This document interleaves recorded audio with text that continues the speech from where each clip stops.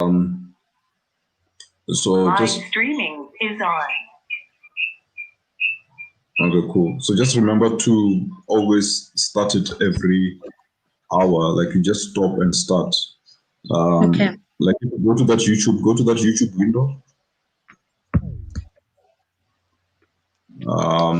Not that one. The other one. It could be that one. Yeah. So now it will have the right stuff here.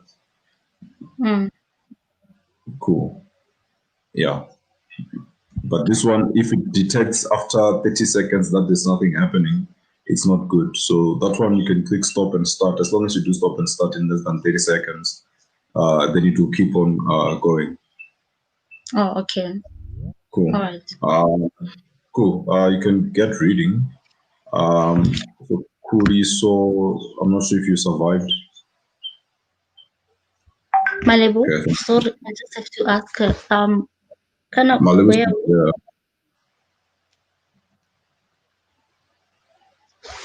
because I was trying to figure out where were you reading Judges or No. Judges is long done.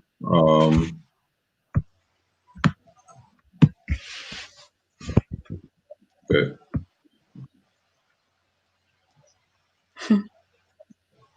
Hang on. Kings? I think Kings, but I'm not sure where. Let me just ask Malibu. Okay.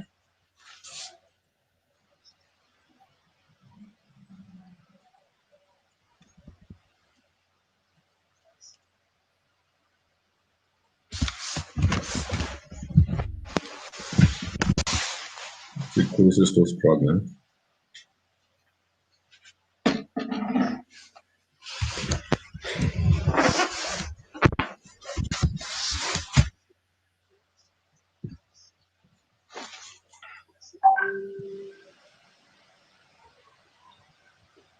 One Samuel chapter 5. Okay. So you're starting at 6, eh?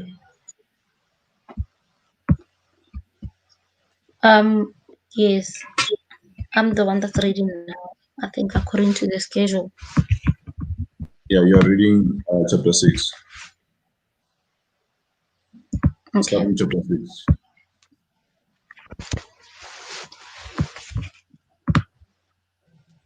Okay, cool. Okay, I think I can start now. Already. Yeah. So, Okay. First Samuel chapter 6. The ark of the Lord remained in Philistine territory 7 months in all. Then the Philistines called in their priests and diviners, is it diviners, and asked them, "What should we do about the ark of the Lord? Tell us how to return it to its own country." Send the ark of the God of Israel back with a gift. They were told. Oh, send the ark of the God of Israel back with a gift, they were told. Send a guilt offering so the plague will stop.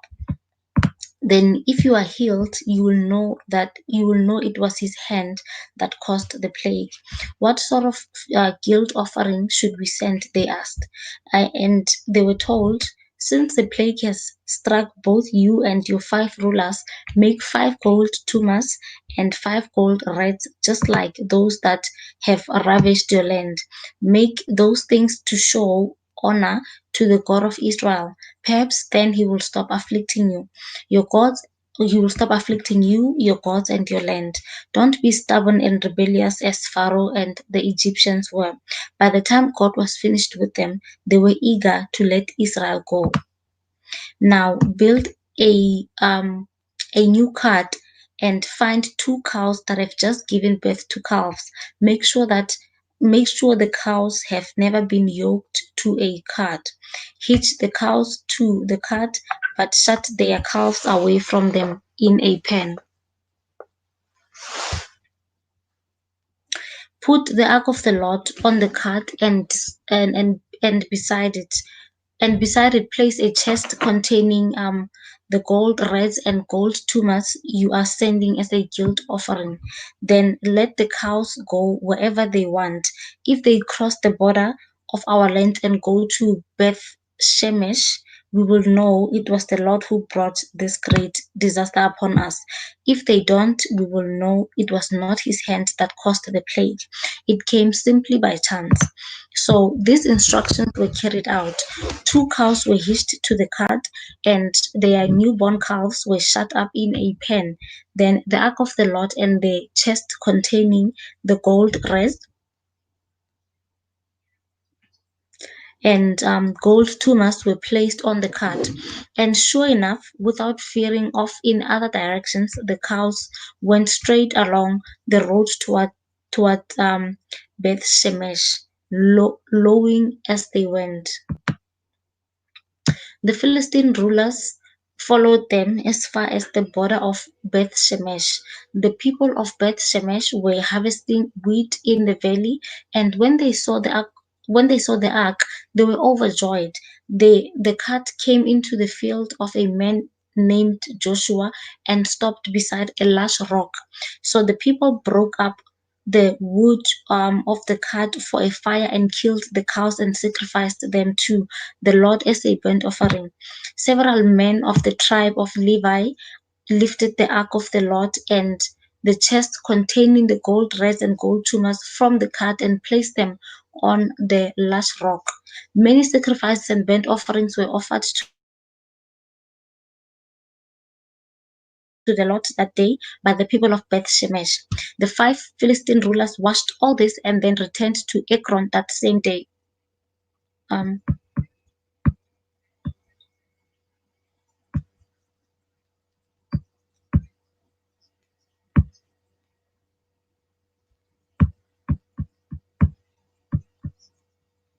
okay. The 5 gold tumors sent by the Philistines as a guilt offering to the Lord were gifts from the rulers of Ashdod, Gaza, Ashkelon, Gath, and Ekron. The 5 gold represented the 5 Philistine towns and their surrounding villages, which were controlled by the 5 rulers. The last rock at Beth, oh, which were controlled by the 5 rulers. The last rock at Beth Shemesh, where they sent the ark of the Lord, still stands in the field of Joshua as a witness to what happened there. But the Lord killed 70 men from Beth Shemesh because they looked into the ark of the Lord, and the people mourned greatly because of what the Lord had done. Who is able to stand in the presence of the Lord, this holy God? They cried out, where can we send the ark from here? So they sent messengers to a people at Kiriath Jearim, and told them, the Philistines have returned the ark of the Lord. Come here and get it.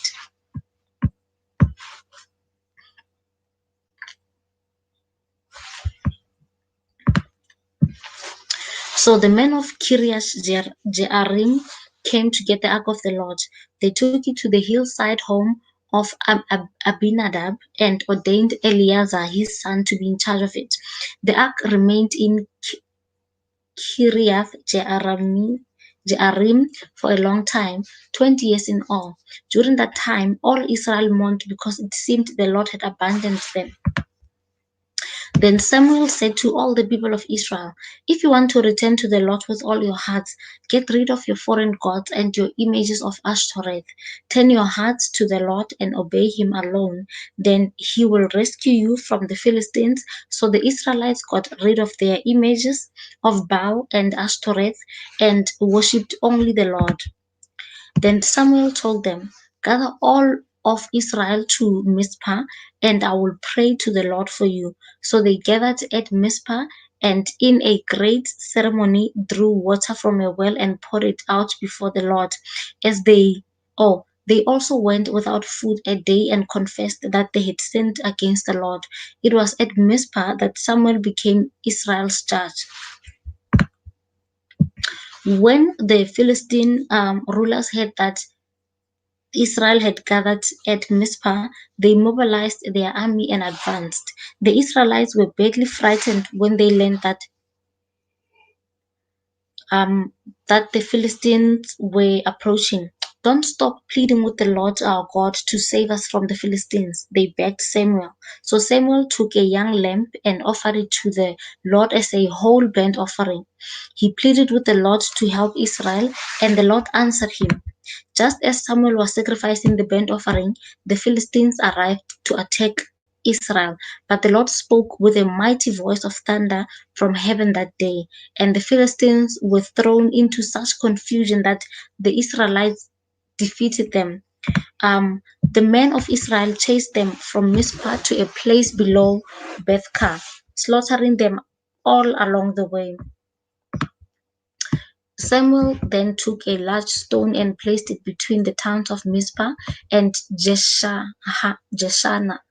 He named it Ebenezer, which means the stone of help, for he said, "Up on this point the Lord has helped us." Amen. So the Philistines were subdued and didn't invade Israel again for some time. And throughout Samuel's lifetime, the Lord's powerful hand was raised against the Philistines. The Israelites' villages near Ekron and Gath that the Philistines had captured were restored to Israel, along with the rest of the territory um, that the Philistines had taken, and there was peace between Israel and the Amorites in those days. Samuel continued as Israel's judge for the rest of his life.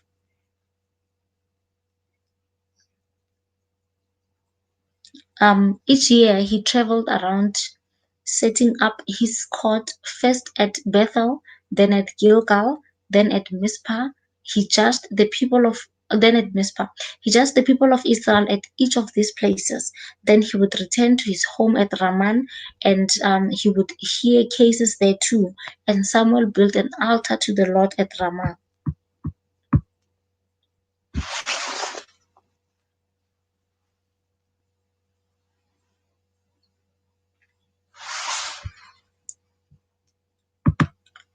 As Samuel grew old, he appointed his sons to be judges over Israel. Um, Joel and Abijah, his oldest sons, held court in Beersheba, but they were not like their father, for they were greedy for money. They accepted bribes and perverted justice. Finally, all the elders of Israel met at Ramah to discuss the matter with Samuel.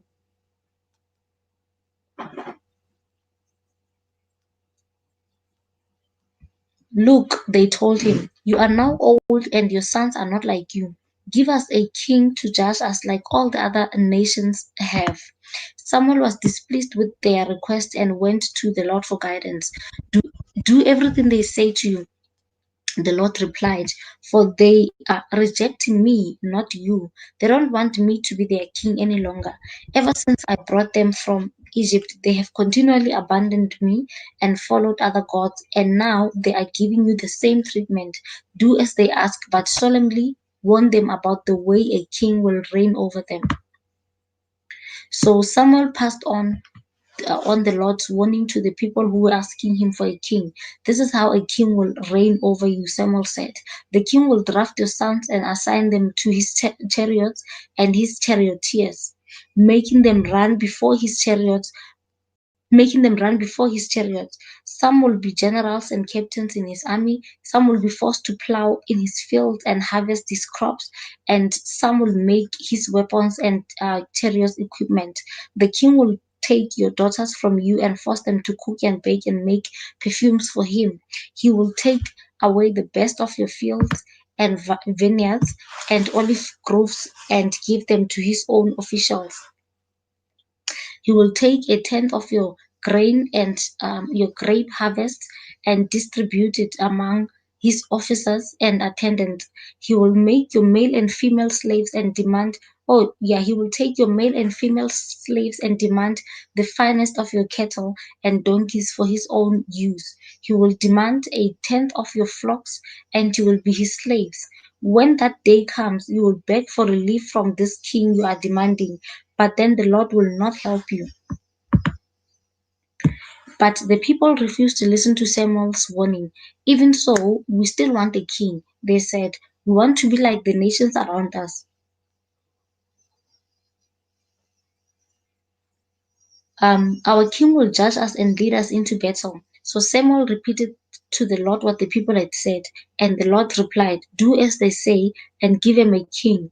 Then Samuel agreed and sent the people home.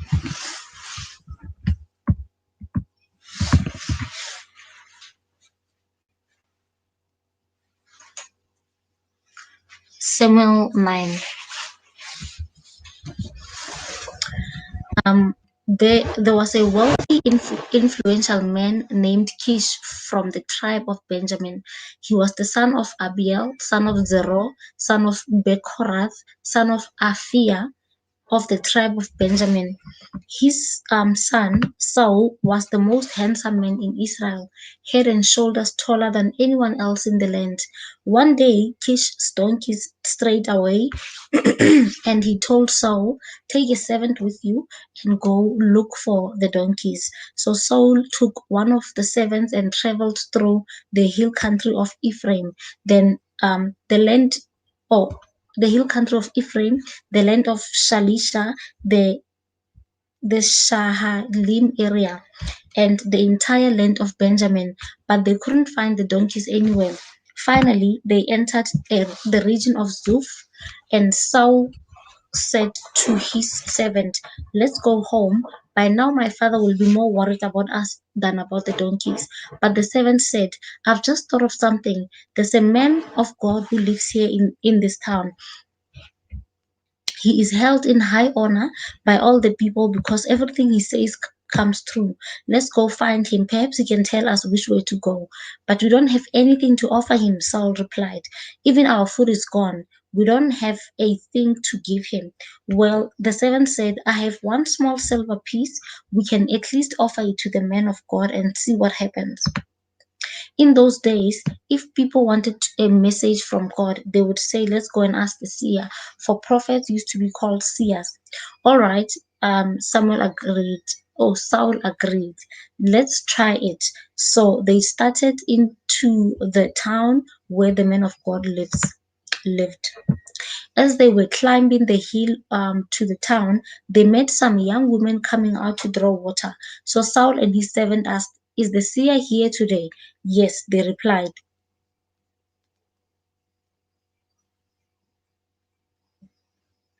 "Stay right on this road.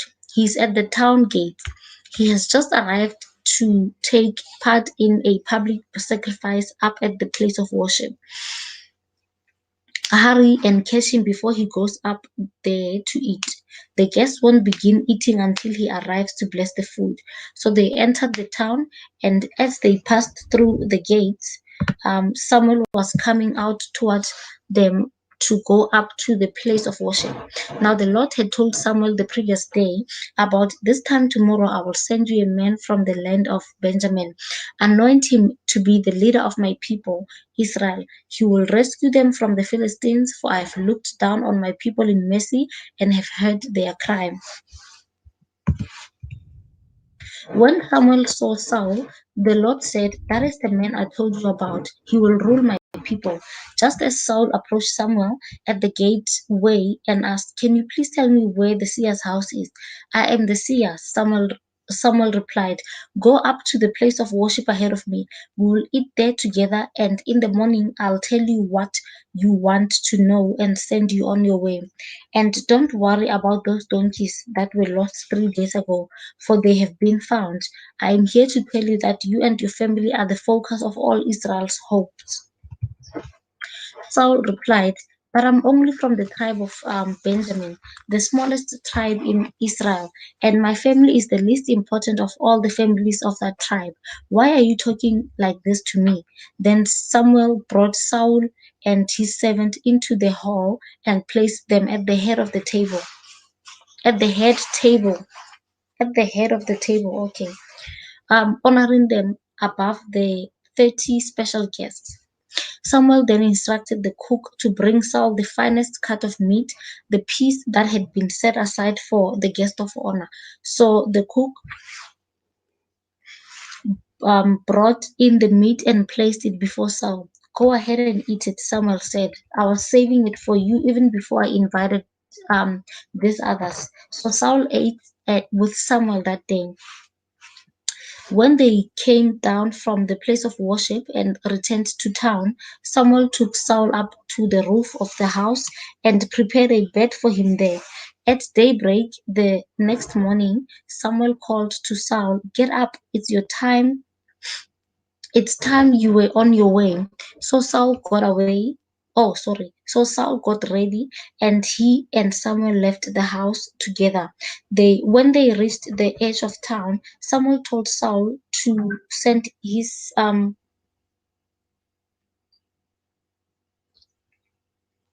So Saul got ready, and he and Samuel left the house together.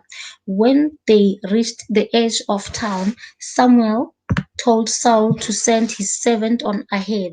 After the servant was gone, Samuel said, "Stay there, for I have received a special message for you from God."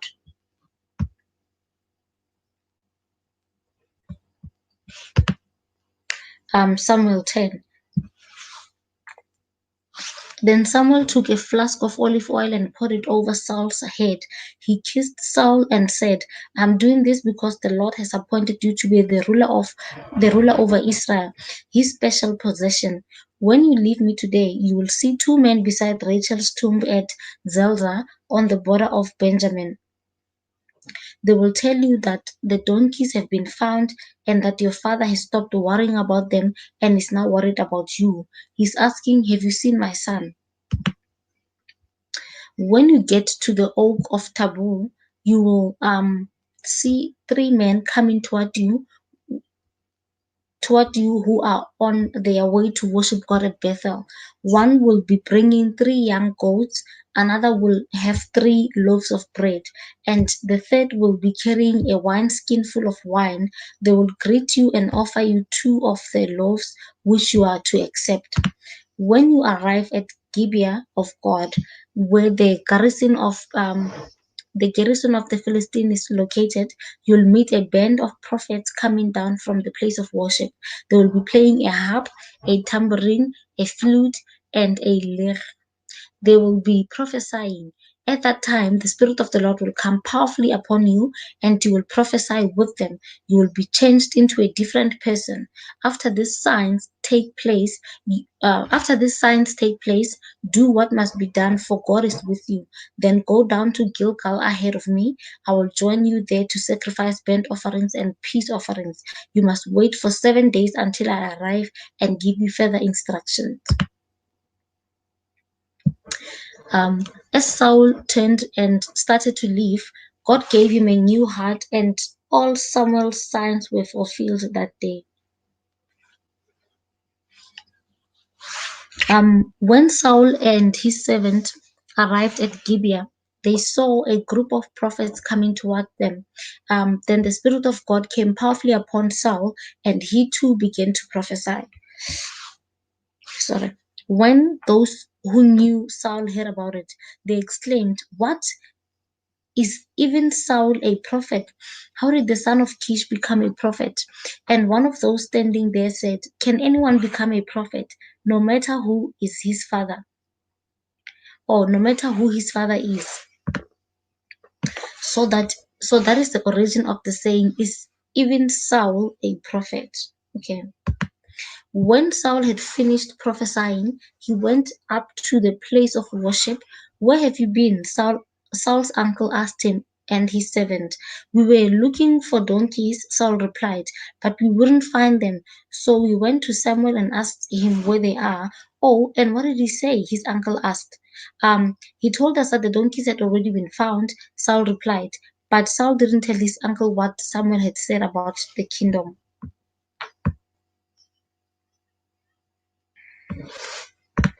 Samuel 11. About a month later, King Nahash of Ammon led his army against the Israelite town of Jabesh Gilead. But all the citizens of Jabesh asked for peace. "Make a treaty with us, and we will be your servants," they pleaded. "All right," Nahash said, "but only on one condition.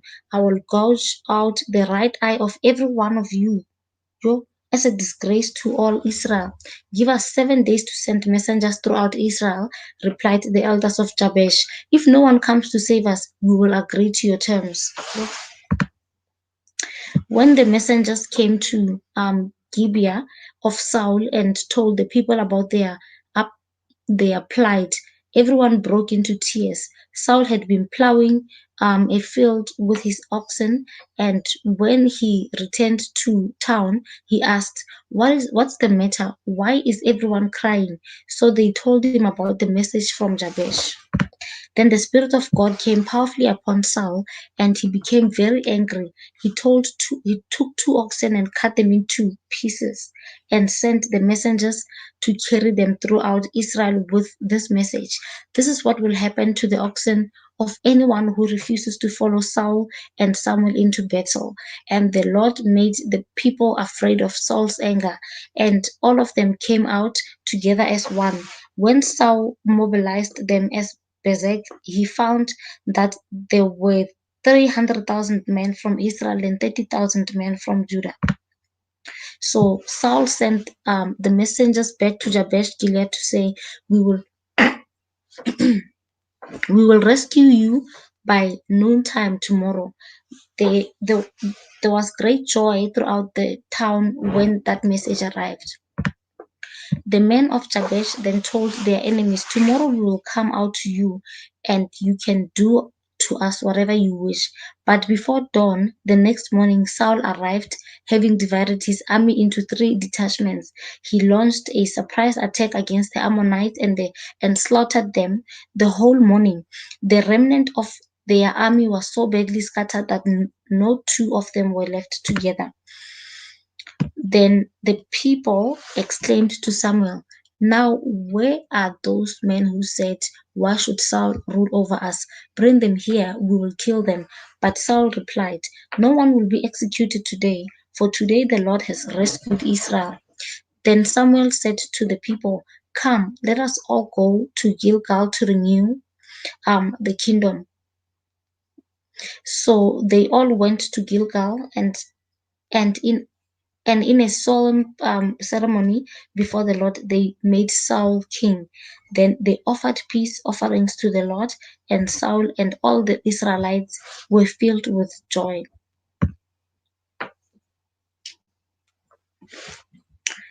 Samuel 12. Then Samuel addressed all Israel. "I have done as you asked and given you a king. Your king is now your leader.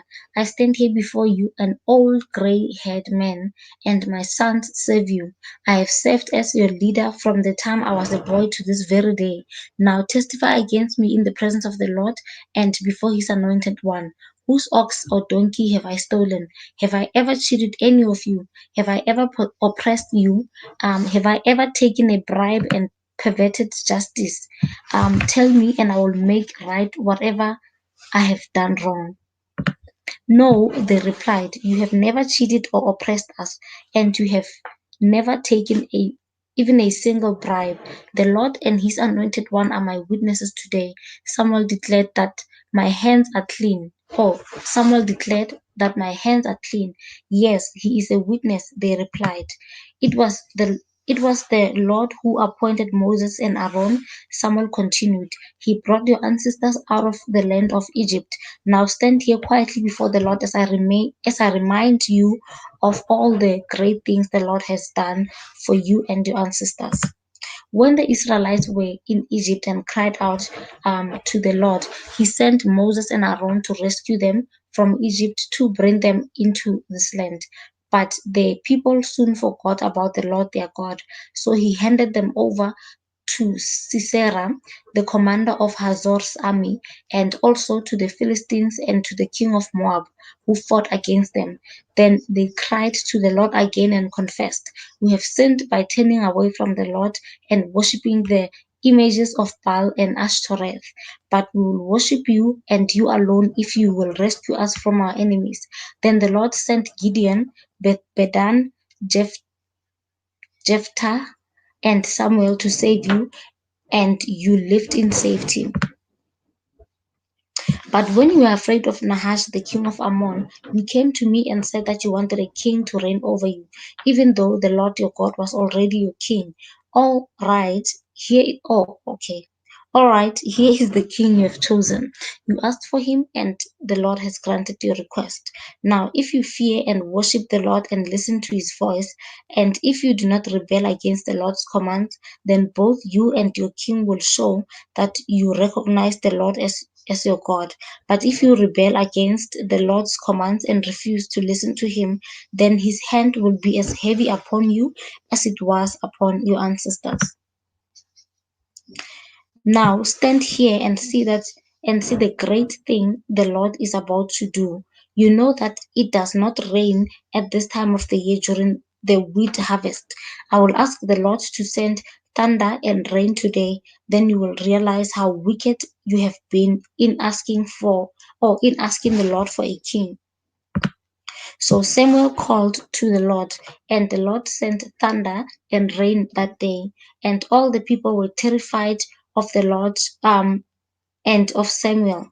Pray to the Lord your God for us, or we will die. They all said to Samuel, For now we have added to our sins by asking for a king. Don't be afraid, Samuel reassured them. You have certainly done wrong, but make sure now that you worship the Lord your God. Worship the Lord with your heart and don't turn your back on him. Don't go back to worshiping worthless idols that cannot help or rescue you. They are totally useless. The Lord will not abandon his people because that would dishonor his great name, for it has pleased the Lord to make you his very own people.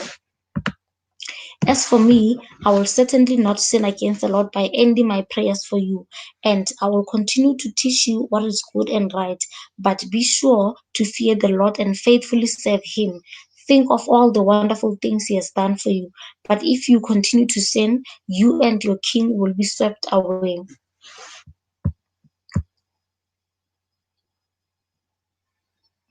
Samuel 13. Saul was 30 years old when he became king, and he reigned for 42 years. Saul selected 3,000 special troops from the army of Israel and sent the rest of the men home. He took 2,000 of the chosen men with him to Michmash and the hill country of Bethel. The other 1,000 went with Saul's son Jonathan to Gibeah in the land of Benjamin. Soon after this, Jonathan attacked and defeated the garrison of Philistines at Gibeah. The news spread quickly among the Philistines, so Saul blew the ram's horn throughout the land, saying, Hebrews, hear this, rise up in revolt. All Israel heard the news that Saul had destroyed the Philistine garrison at Gibeah and that the Philistines now hated the Israelites more than ever. So the entire Israelite army was summoned to join Saul at Gilgal. The Philistines mustered a mighty army of 3,000 chariots, 6,000 charioteers, and as many warriors as the grains of sand on the seashore. They camped at Michmash, east of Beth Aven. The men of Israel saw what a tight spot they were in, and because they were hard pressed by the enemy, they tried to hide in caves, thickets, rocks, holes, and cisterns. Some of them crossed the Jordan River and escaped into the land of Gad and Gilead. Meanwhile, Saul stayed at Gilgal, and his men were trembling with fear. Saul waited there 7 days for Samuel, as Samuel had instructed him earlier, but Samuel didn't come. Saul realized that his troops were rapidly slipping away, so he demanded, bring me the burnt offering and the peace offerings. And Saul sacrificed the burnt offering himself. Just as Saul was finishing with the burnt offering, Samuel arrived. Saul went out to meet and welcome him, but Samuel said, What is this you have done? Saul replied, I saw my men scattering from me, and you didn't arrive when you said you would, and the Philistines are at Michmash ready for battle. So I said, The Philistines are are ready to march against us at Gilgal, and I haven't even asked for the Lord's help. So I felt compelled to offer the burnt offering myself before you came. How foolish!" Samuel exclaimed. "You have not kept the command the Lord your God gave you. Had you kept it, the Lord would have established your kingdom over Israel forever. But now your kingdom must end, for the Lord has sought out a man after his own heart. Oh, the Lord has already appointed him to be the leader of his people because you have not kept the Lord's command." Samuel then left Gilgal and went on his way, but the rest of the troop went with Saul to meet the army. They went up from Gilgal to Gibeah in the land of Benjamin. When Saul counted the men who were still with him, he found only 600 were left. Saul and Jonathan and the troops with him were staying at Gibeah in the land of Benjamin. The Philistines set up their camp at Michmash. Three raiding parties soon left the camp of the Philistines. One went north toward Ophrah in the land of Shual. Another went west to Beth Horon, and the third moved towards the border above the valley of Zeboim near the wilderness. There were no blacksmiths in the land of Israel in those days. The Philistines wouldn't allow them for fear. They would make swords and spears for the Hebrews. So whenever the Israelites needed to sharpen their plowshares, picks, axes, or sickles, they had to take them to a Philistine blacksmith. The charges were as follows: a quarter of an ounce of silver for sharpening a plowshare or a pick, and an ounce, an eighth of an ounce for sharpening an axe or making the point of an ox goad. So on the day of the battle, none of the people of Israel had a sword or spear, except for Saul and Jonathan. The pass at Michmash had meanwhile been secured by the contingent of the Philistine army.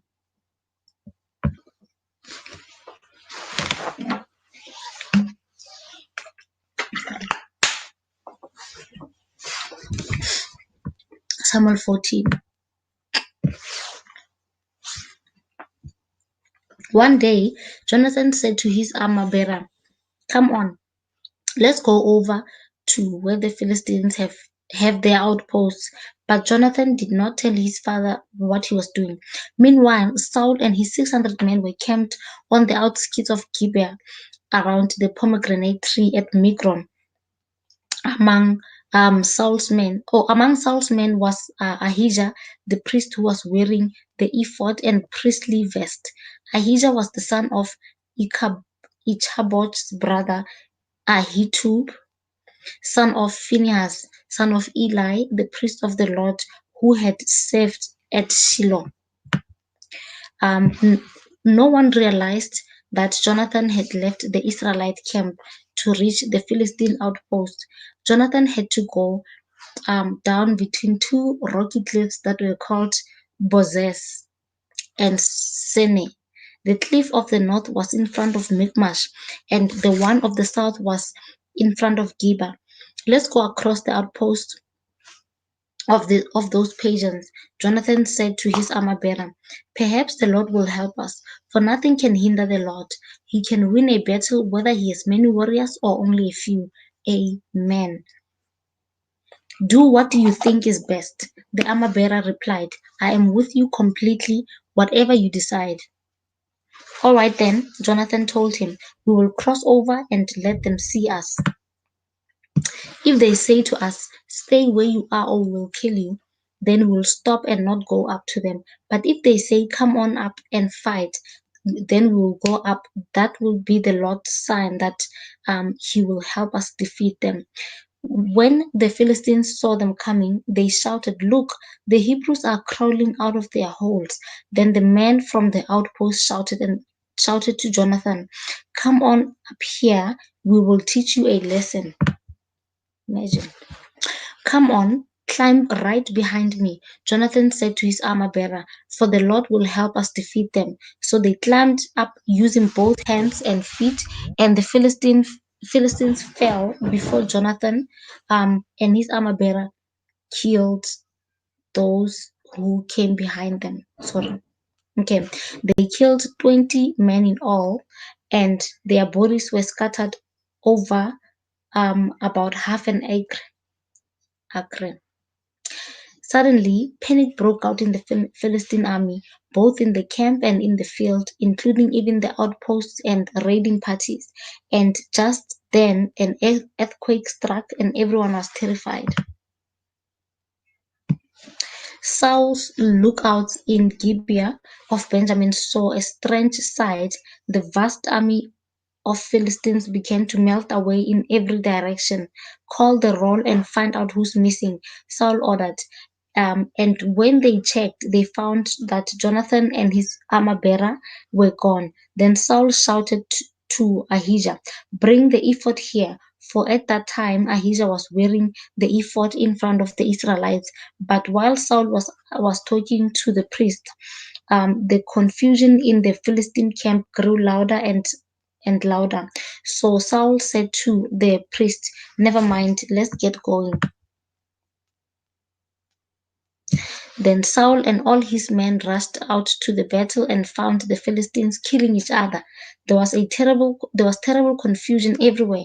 Even the Hebrews who had previously gone over to the Philistine army revolted and joined in with Saul, Jonathan, and the rest of the Israelites. Likewise, the men of Israel who were hiding in the hill country of Ephraim joined the chase when they saw the Philistines running away. So the Lord saved Israel that day, and the battle continued to rage even beyond Beth Aven, actually, I think. Now, the men of Israel were pressed to exhaustion that day because Saul had placed them under an oath saying, let a curse fall on anyone who eats before evening, before I have full revenge on my enemies. So no one ate anything all day, even though they had all found honeycomb on the ground in the forest. They didn't dare touch the honey because they all feared the oath they had taken. But Jonathan had not had his father's command, and he dipped the end of his stick into a piece of honeycomb and ate the honey. After he had eaten it, he felt refreshed. But one of the men saw him and said, your father made the army take a strict oath that everyone who eats food today will be cursed. That is why everyone is weary and faint.